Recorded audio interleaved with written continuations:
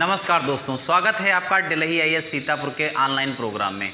तो हमने ज्योग्राफी की श्रृंखला में आपको फर्स्ट से लेकर थर्ड जो चैप्टर थे वो कंप्लीट किया। थर्ड चैप्टर के रूप में आपने मृदा पढ़ा था और मृदा के अंतर्गत हमने 4 वीडियो देखे, first part, second part, third part and last में फोर्थ पार्ट। फोर्थ पार्ट के बाद में ये हुआ 4 जो पार्ट है हमने कवर करा। उसके बाद में अब आपको देखना है कि हमने क्या पढ़ाया है और इसके साथ में जब क्वेश्चनों को हल करोगे तो आपको लगेगा उनसे आपने क्या सीखा है। अगर आपने बेहतर तरीके से देखा है तो जाहिर सी बात है आप सब क्वेश्चन को करने की स्थिति में रहेंगे। तो आज का सेशन बहुत ही महत्वपूर्ण है क्योंकि उससे रिलेटेड क्वेश्चन हैं और ये ऐसे क्वेश्चन हैं, ये बनाए हुए क्वेश्चन नहीं है कि ऐसे बना दिया नोट से। ये क्वेश्चन आए हुए क्वेश्चन की श्रेणी में आते हैं। ये विभिन्न परीक्षाओं में सिविल स्तर की, आईएएस से लेकर के वनडे एग्जाम तक की परीक्षाओं में पूछे गए प्रश्न हैं। क्वेश्चन का नेचर देखकर आप समझ सकते हैं कि इस प्रकार के क्वेश्चन आईएएस में भी पूछे जाते हैं कि 4 ऑप्शन हो, उसके बाद में क्या है विकल्प दिए जाएं। तो ये इस प्रकार से क्वेश्चन देखिए। आज पहला क्वेश्चन को हम लोग डिस्कस करने की कोशिश करेंगे। तो कहता है, देखिएगा, कहता है कि काली मृदा के संबंध में निम्नलिखित कथनों पर क्या कीजिए, विचार कीजिए। अब आपने काली मृदा पढ़ा होगा, हमने बड़ा विस्तार में उसको पढ़ाया भी है आपको। तो अब आप समझने की स्थिति में रहेंगे कि इस नंबर 1 पॉइंट दिया है कि इसका निर्माण बेसाल्टिक क्या है, कहता है इसका निर्माण बेसाल्टिक लावा के दरारी निक्षेपण तथा उसके विखंडन से हुआ है। तो ये बात आपको हमने पढ़ाया है, ये बात सही भी है। अब देखिए फिर कहता है इसका निर्माण कार्बोनिफेरस काल में हुआ है, ये भी हमने आपको बता दिया है। तो आप समझ गए होंगे कि ये दोनों चीज़ें आपको समझ में आ रही हैं।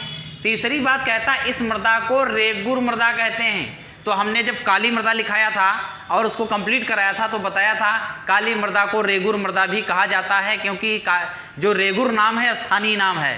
अब तो इस प्रकार से देखेंगे कि जो फर्स्ट ऑप्शन है, सेकंड है, ये थर्ड है, तीनों सही लग रहे हैं। तो अब आए नीचे, इनमें से कौन से कथन सही हैं, कौन से कथन सही हैं। तो 1-2 कथन सही नहीं है, 3 कथन सही नहीं है, 2-3 नहीं है। तो इसमें कहता है 1-2-3 जो लास्ट डी हमारा है, ये डी हमारा है, तो इसमें 1, 2 और 3 ये सही हो जाएगा। अब देखिए क्वेश्चन समझ में आ गया होगा, बाहर से कुछ भी नहीं, जो आपने पढ़ा और हमने पढ़ाया वही सब है इसमें। अब देखिए कहता है सूची 1 को सूची 2 से क्या करिए, सुमेलित कीजिए। बड़ा अच्छा क्वेश्चन है इसमें। अब देखिएगा क्या कहता है कि सूची 1 को सूची 2 से सुमेलित कीजिए। अब देखेंगे कि पहले दिया हुआ है जलोढ़ मृदा, क्या दिया हुआ है कि जलोढ़ प्रकार की मृदा दिया हुआ है। तो जलोढ़ प्रकार की मृदा को अगर देखेंगे, जलोढ़ प्रकार की मृदा को देखेंगे तो आपको समझ में आएगा कहाँ कहाँ पाई जाती है, किसका एरिया सबसे बड़ा है। तो जलोढ़ प्रकार की मृदा ये कहाँ पाई जाएगी भाई, पूर्वी मध्य प्रदेश में पाई जाएगी, केरल में पाई जाएगी, महाराष्ट्र में पाई जाएगी, यहाँ कहीं नहीं पाई जाएगी। तो जलोढ़ मृदा कहाँ पाई जाएगी, यूपी में पाई जाएगी सबसे ज़्यादा। तो उसके बाद में लिखा हुआ है काली मृदा। तो काली मृदा पूर्वी मध्य प्रदेश में है, नहीं है, केरल में है, नहीं है, महाराष्ट्र में होगी काली मृदा। हमने बताया था आपको सबसे बड़ा जो क्षेत्र है काली मृदा का कहाँ है, महाराष्ट्र में है। तो ए का क्या हो गया, ए का ये वाला पोर्शन हमने देखा सामने इसके आ गया। अब उसके बाद में बी, फर्स्ट ये है, सेकंड ये है, थर्ड ये है और फोर्थ ये है। तो अब देखिएगा तो जलोढ़ का उत्तर प्रदेश हो गया, काली का महाराष्ट्र हो गया। अब लाल मृदा कहाँ पाई जाएगी, लाल मृदा कहाँ पाई जाएगी, 2 ऑप्शन बचे हैं। एक तो बचा है पूर्वी मध्य प्रदेश में और दूसरा ऑप्शन बचा है केरला में। तो अब आप देखिए लाल मृदा जो पाई जाएगी वो केरला में नहीं पाई जाएगी। हमने कहा था लेटेराइट मृदा जो है जहाँ पर 200 सेंटीमीटर से अधिक वर्षा होती है वहाँ लेटेराइट टाइप में मृदा पाई जाती है। तो लेटेराइट केरल के लिए छोड़ दो जहाँ 200 सेंटीमीटर वर्षा होती। बचा क्या है, लाल मृदा। तो लाल मृदा क्या लगाइए, पूर्वी मध्य प्रदेश से लगा दिए। अब देखिए तो ए का 1, तो ए का 1 ये सही हो गया। फिर कहता है बी का 4 ये सही हो गया। फिर कहता है ये लाल मृदा सी का 2 ये सही हो गया। उसके बाद में कहता है डी का 3 ये सही हो गया। तो ऑप्शन कौन सा सही हो गया, ए, यानी सेकंड का ये ए वाला ऑप्शन सही है। तो इसी प्रकार से आईएएस में आता है, पीसीएस में ऐसे क्वेश्चन आते हैं, वनडे एग्जाम में सामान्य क्वेश्चन एक एक लाइन के पूछे जाते हैं। तो अगर इस रूप में आप प्रैक्टिस करते हैं तो कोई दिक्कत नहीं। अब आपको लगता होगा बड़ा सरल है, लेकिन अगर आपने पढ़ा नहीं होता, अच्छे समझा नहीं होता, तो ये क्वेश्चन करने में बड़ी दिक्कत हो जाती। अब देखिएगा तीसरा क्वेश्चन क्या है, निम्नलिखित कथनों पर विचार कीजिए। क्या कहता है कि निम्नलिखित कथनों पर क्या कीजिए, विचार कीजिए। तो आप देखिएगा पहला क्या है, इसका बोलता है, पहला ऑप्शन दिया हुआ है कि काली मृदा गहरी व अपारगम में होती है। क्या होती है, अपारगम में, अपारगम में, गहरी। तो काली मृदा गहरी अपारगम में होती है, बात क्या है, ये बात सही है, गहरी होती है। तो जलोढ़, दूसरा देखिएगा, दूसरा क्या कहता है, जलोढ़ मृदा प्रायद्वीपीय भारत में पाई जाती है। तो ये बात बिल्कुल गलत है। जलोढ़ प्रकार की मृदा प्रायद्वीप में नहीं पाई जाती है, कुछ जगहों पर जरूर पाई जाती है, पोर्शन पर, लेकिन ये पूर्ण रूप से प्रायद्वीप में नहीं पाई जाती है। लेकिन ये उत्तर भारत में पाई जाती है, जो विशाल मैदान है उसमें पाई जाती है, और कुछ एरिया हैं जहाँ पाई जाती है, आप जानते हैं। तो ये गलत हो गया, तो दूसरा हो गया गलत। तीसरा क्या कहता है, लेटेराइट मृदा में लौह ऑक्साइड, क्या है, लौह ऑक्साइड, पोटास की क्या है, कमी होती है। तो ये बात आपने पहले से ही पढ़ रखा होगा कि ऐसा है, तो ऐसा इसमें चतुर्थ वाला भी गलत है, ऐसा इसमें नहीं पाया जाता है। लौह की ये कमी इसकी नहीं होती है, हमने कहा था कि ऐसा नहीं है इसमें।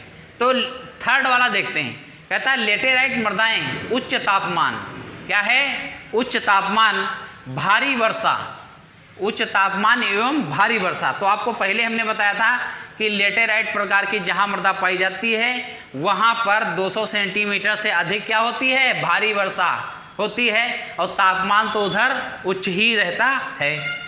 तो ये बात सही है। तो इसका मतलब ये हुआ कि ये क्वेश्चन ये तो गलत हो गया, और जो हमने फोर्थ लास्ट में देखा ये भी गलत है। तो सही क्या हुआ, तो पहला सही हो गया और तीसरा सही हो गया। तो पहला सही हो गया और तीसरा सही हो गया, यानी ऑप्शन जो है ए सही हो गया। क्या सही हो गया, ऑप्शन ए सही हो गया। अब चौथे क्वेश्चन की ओर चलते हैं। देखिए पहला कुछ चौथे में देखिए क्या कह रहा है, कह रहा है निम्नलिखित में से कौन सही सुमेलित है, कौन सही सुमेलित है।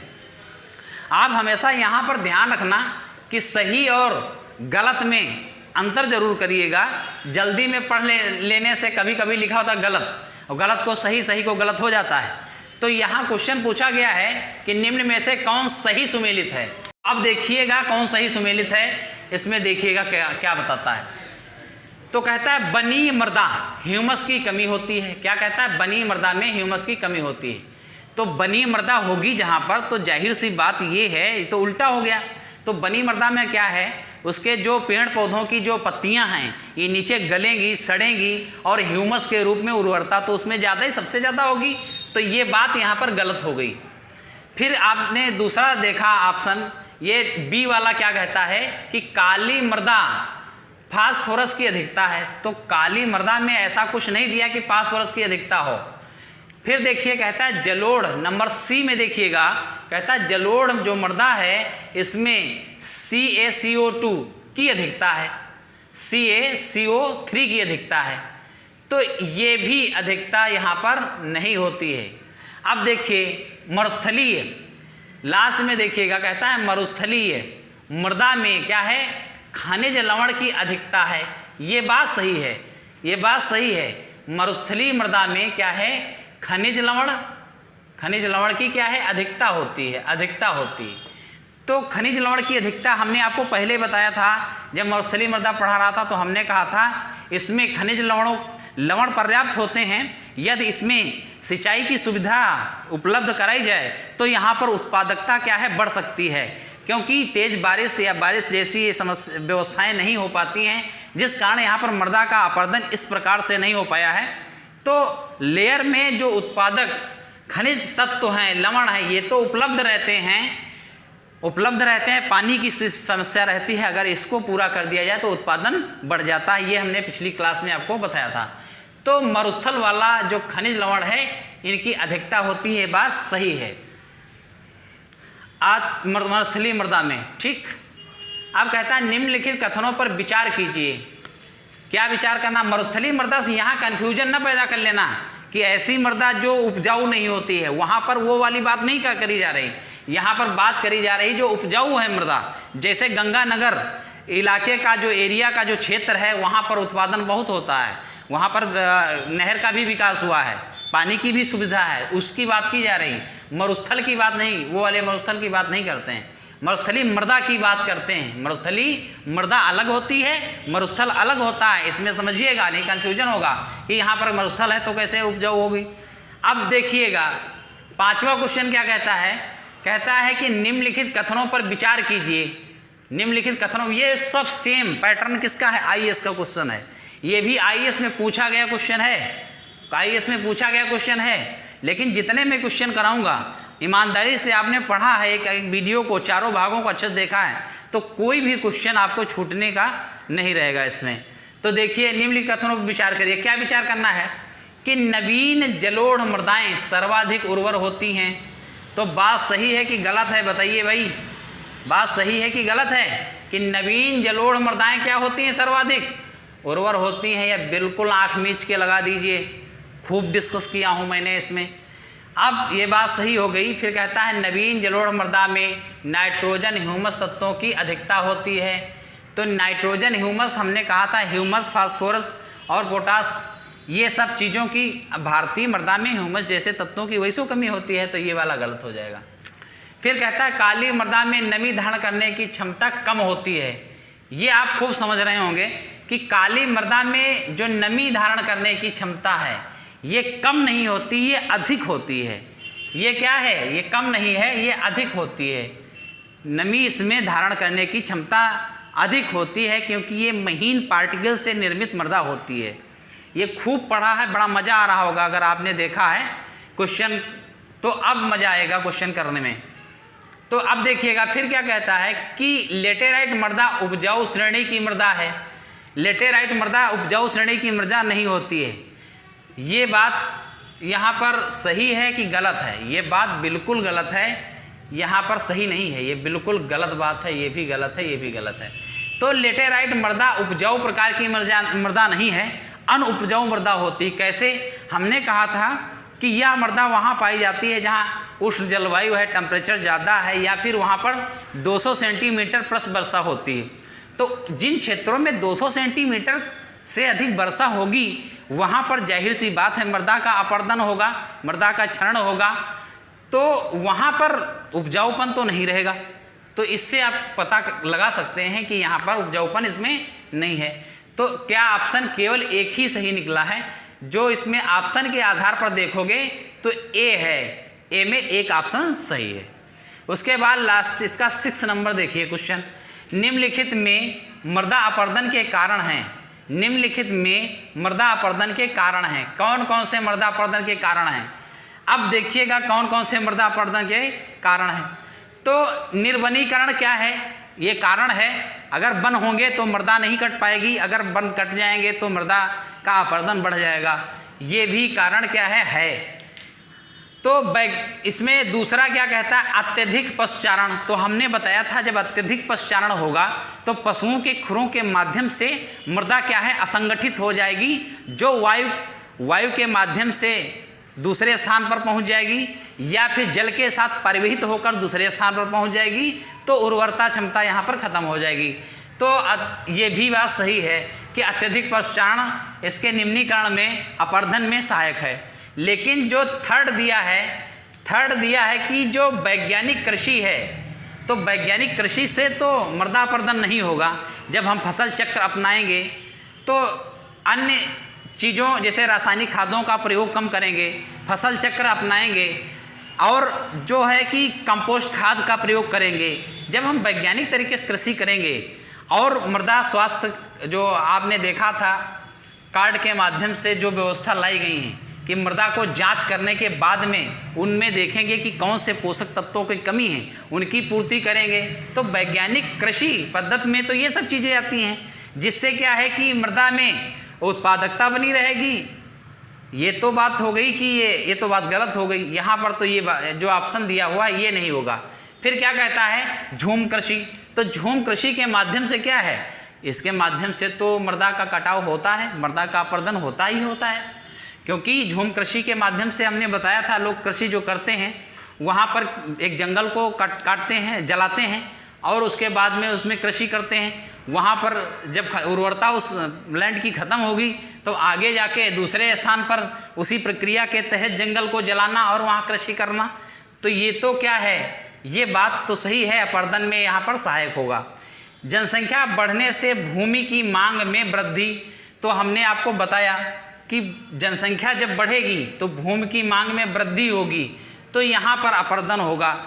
और जो उपजाऊ जो लेयर है ये कटेंगी, किस माध्यम से कटेंगी, जैसे एक हमने बताया था एक बड़ी फील्ड है जिसमें एक परिवार का उसमें भागीदारी है, अगर वही परिवार में कई लोग आएंगे तो जाहिर सी बात है कई प्रकार की मेड़ें बांधना और खेत को कई भाग में उसको विभाजित करना।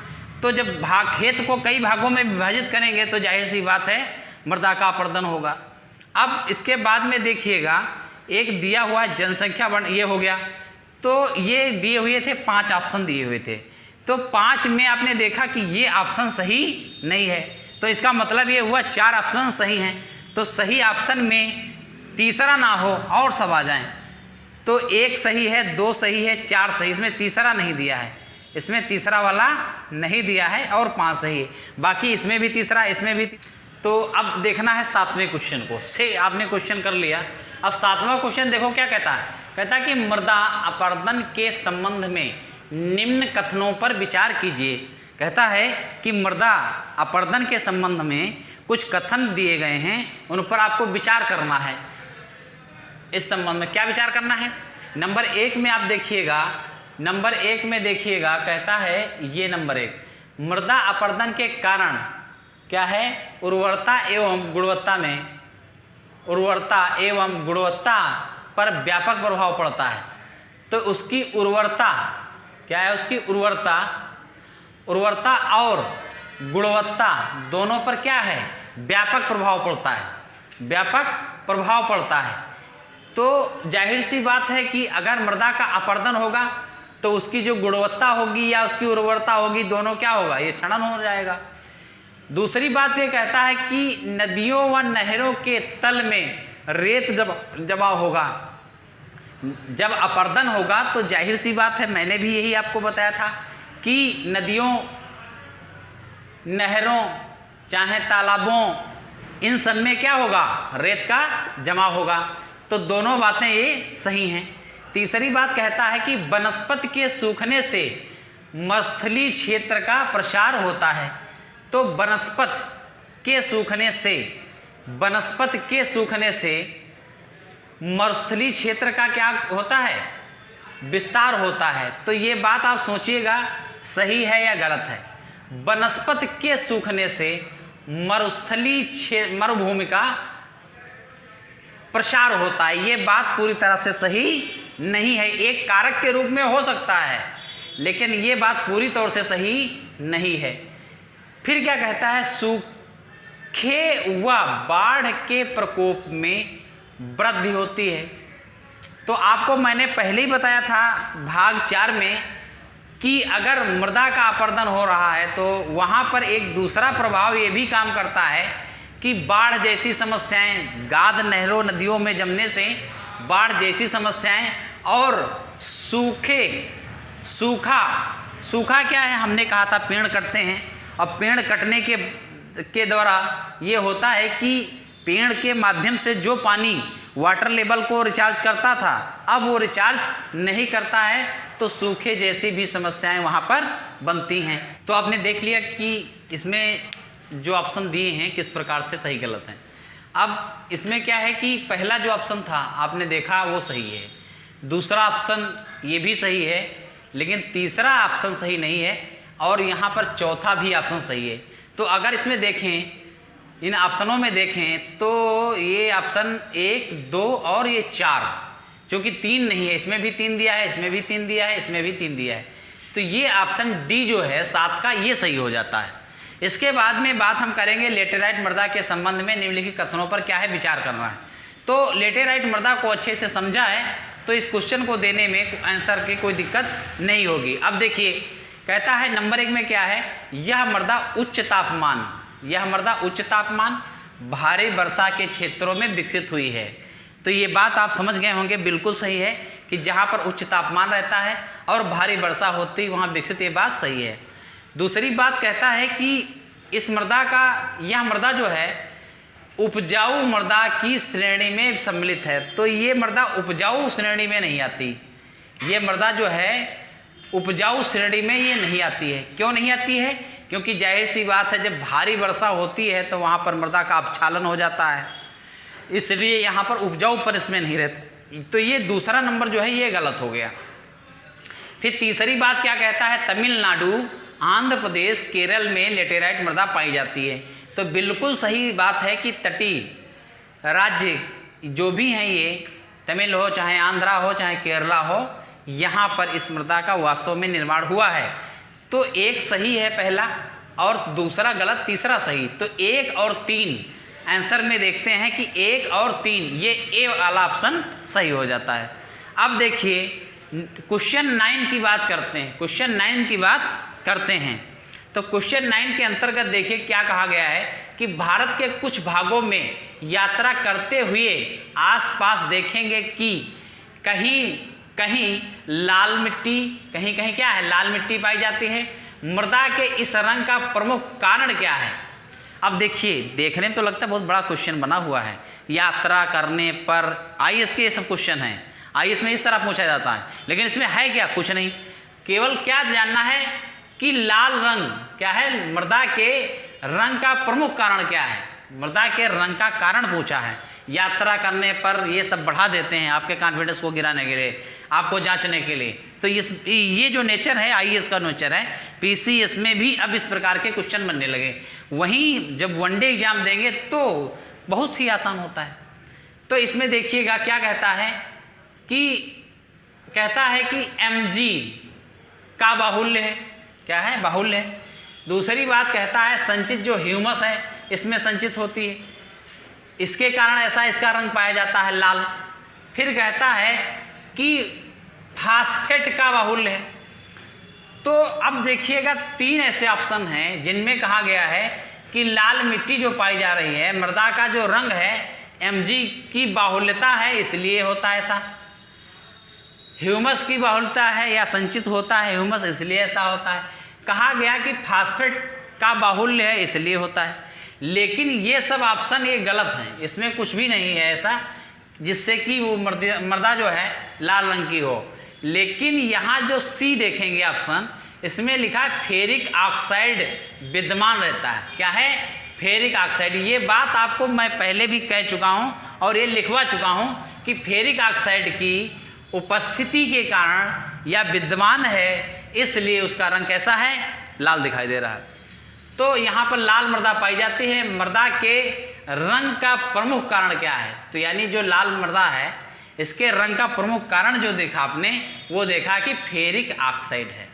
उसके बाद में देखिएगा लास्ट क्वेश्चन और हम एक डिस्कस करते हैं। तो कहता है लाल पीली मृदा के संबंध में निम्नलिखित क्या है कि कथन पर विचार कीजिए, कथन पर विचार कीजिए। अब देखिएगा तो आपको ये पता चलेगा कि लाल पीली मिट्टी का निर्माण जो है आग्नेय चट्टानों से हुआ है। एक बात तो इसने ये बताया कि जो लाल पीली मिट्टी है ये इसका निर्माण क्या है? आग्नेय चट्टान से हुआ है। अब आग्नेय चट्टान को समझ लीजिए, जैसे जो हमने प्राचीन धारवाड़ संरचना बताया था, आर्कियन संरचना बताया था, और बताया था प्रायद्वीपीय भारत में क्या है? प्राचीन शैलों से निर्मित मृदा है। मालवा का पठार हो, चाहे दक्कन का पठार हो, चाहे छोटा नागपुर का पठार हो, ये जो प्रायद्वीपीय भारत है, जो पठारी रीजन है, तो यहाँ पर ही पाई जाती हैं आग्नेय, सबसे प्राचीन प्रकार की चट्टानें पाई जाती हैं आग्नेय। तो आग्नेय से ही चट्टानों के कटाव से अन्य चट्टानों का निर्माण हुआ है। तो आग्नेय चट्टानें कहाँ पाई जाएगी? लाल पीली मृदा का निर्माण आग्नेय चट्टानों से हुआ है। अच्छा, लाल पीली मृदा जो पाई जा रही वो आपने देखा था, लाल मृदा कहाँ पाई जा रही? प्रायद्वीपीय भारत में शैलों के ऊपर पाई जा रही। इस मृदा का रंग जो है लाल रंग लोहे में व्यापक विसरण से होता है। तो यहाँ पर लोहा है एक प्रकार से, जो हमने बताया था कि लोहा जो पाया जा रहा है, जिस कारण से वहाँ पर उसका रंग क्या हो जा रहा है, यहाँ पर लाल हो जा रहा। तो अब देखिएगा, एक तत्व फेरिक ऑक्साइड है लाल का, और दूसरा क्या है, लोहा की उपस्थिति है। जो हमने बताया था कि लोहा क्या है, ऑक्सीजन के साथ क्रिया करता है, और क्रिया करने के बाद जैसे वर्षा होती है तो वहाँ पर क्या है, लाल प्रकार की मृदा पाई जाती। तो एक तीसरा भी इसमें ऑप्शन दिया हुआ है, कहता है महीन कण वाली लाल व पीली मृदाएं सामान्यतः उर्वर होती हैं। महीन कण वाली लाल व पीली मृदाएं सामान्यतः उर्वर होती हैं। तो इसमें महीन कण हैं, जिस कारण इसकी उर्वरता है, ये भी बात सही है। तो इसमें देखेंगे कि बात तो ये भी सही है, लाल पीली मृदा का निर्माण आग्नेय चट्टान से, बिल्कुल सही बात है। इस मृदा में लाल लोहे, तो इसमें ये भी सही है, तीनों, यानी 1 2 तीनों सही हो जाते हैं। तो ऑप्शन में देखेंगे यही ऑप्शन है, 1 2 3 यही सही है। तो 1 2 ये गलत था, 1 2 ये गलत था, 2 3 ये गलत था, तो ये गलत हुए और यही ऑप्शन आपका सही हो गया। तो इस प्रकार आपने देखा कि जो हमारा मृदा चैप्टर था उससे संबंधित इस प्रकार के प्रश्न बनते हैं, और ये विविध परीक्षाओं में आए गए हैं। तो यहाँ तक अब हम देखते हैं, ये कंप्लीट हो गया, क्वेश्चन भी आपको करा दिया। अब आपकी जिम्मेदारी बनती है इसको किस प्रकार से तैयारी करते हैं, कैसे नोट्स बनाते हैं। धन्यवाद।